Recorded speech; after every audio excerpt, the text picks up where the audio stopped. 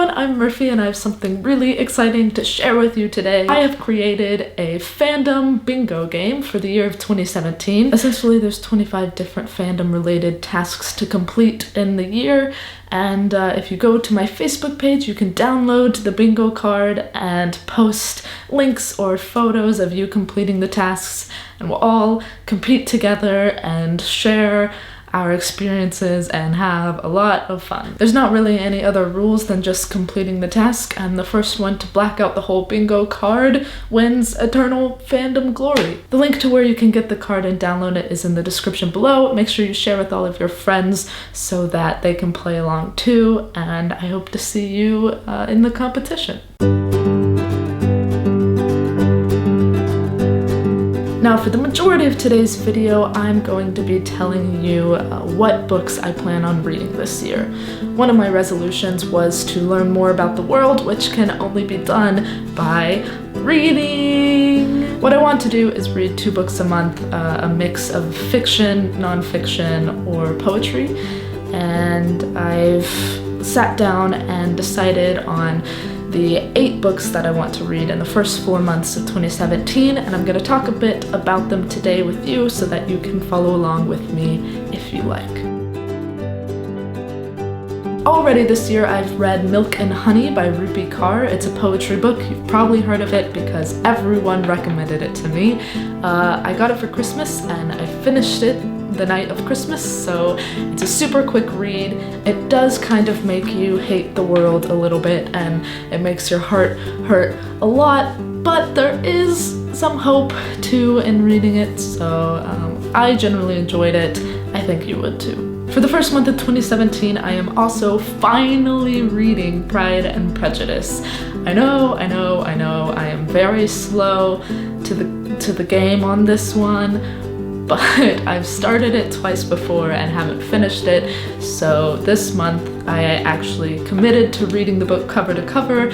I am about 3/4 of the way through now, and I am so glad that I'm actually reading it. Jane Austen is brilliant and hysterical and clever and witty and all of the great things that a great writer should be. I have really enjoyed reading Pride and Prejudice, so if you feel like reading a great classic, it's a good one to choose. When I was in London last fall, I went into a bookstore and saw a huge stack of these books. The Sellout by Paul Beatty. I picked it up and read the first page and laughed out loud probably the entire time I was reading just the first page. So when I got home, I went straight to Barnes & Noble and picked myself up a copy, and I'm very excited to read it next month. For Christmas, I also received the Toolkit for Life book set. If you don't know what School of Life is, they're one of my favorite YouTube channels on the internet right now.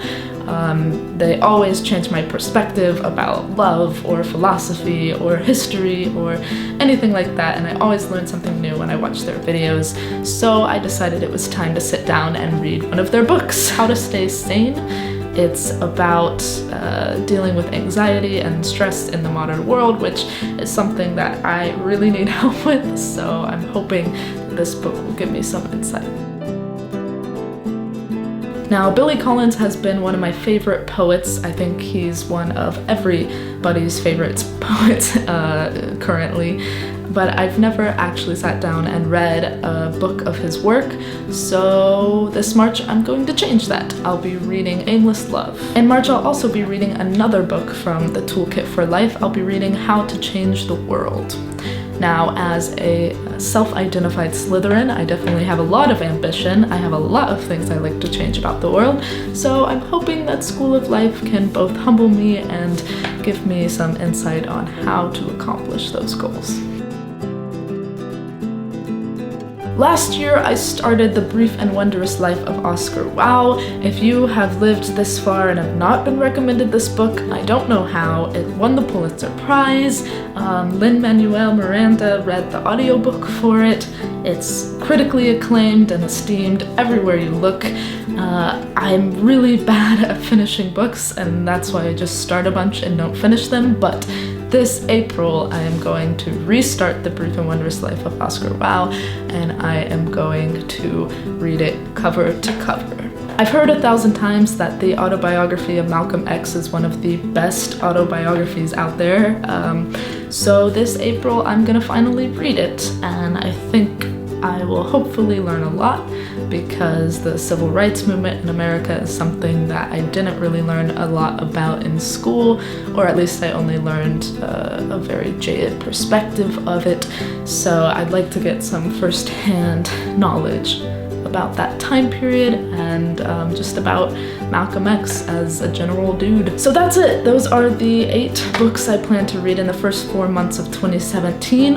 All of the links to buy them will be in the description below if you'd like to get yourself a copy and read along with me. At the end of April, I will check in with the books that I want to read for the next 4 months and kind of discuss how reading 2 books a month for the first 4 months of the year went. I hope that this gave you some inspiration for what you read, and if these books aren't your thing, then pick some other 8 books and just read. Read. It's the best thing that you can do for yourself. And don't forget to play bingo!